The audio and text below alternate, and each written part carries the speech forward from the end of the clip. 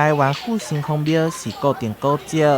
主宰台湾复兴宫威灵讲，庙内嘛有2尊福德正神，手内摕着元宝，非常灵验，信众相当的多。八公仔造前吼，伊手会着元宝啦吼，咱就上庙方这边才有一个概念，就是讲，就用这个八公仔生吼来送，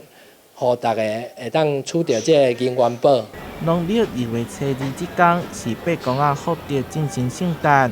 庙方这回特别准备43个纯银元宝，提供有伫庙内点财运灯的信众来比杯求元宝。送出3个100公克的，